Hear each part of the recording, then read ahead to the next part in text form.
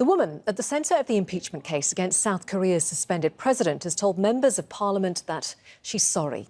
Choi Soon-sil has been in custody for 2 months but refused to leave jail to attend a parliamentary hearing on the case.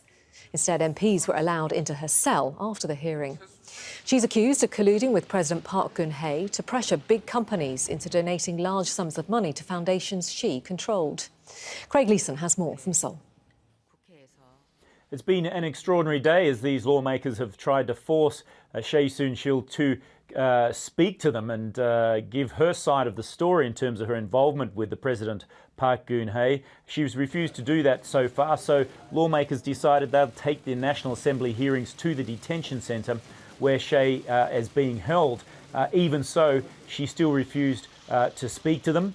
They then decided to charge her with contempt, and they then passed a motion that they would go and visit her in her cell. Detention centre officials refused to allow them to do that because they wanted to take journalists and a camera in to record the moment.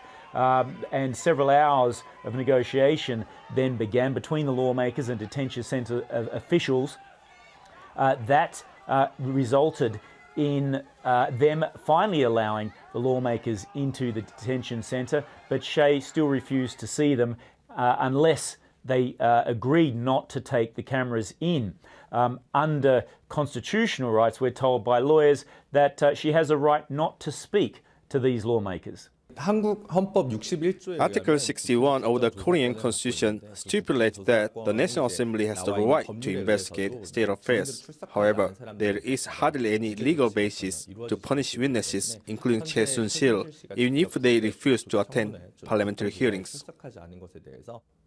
But as it transpired through further negotiation, the lawmakers agreed to Choi's stipulation that they meet without the cameras and the journalist, and that's indeed what happened. We're told by the lawmakers that Choi showed no signs of guilt, but did in fact break up when they mentioned her daughter. Now, her daughter is said to have been a beneficiary of the donations made by these large businesses to 2 foundations. In fact, it's alleged that one of these donations helped buy a horse worth millions of dollars for Choi's daughter to compete with in equestrian events.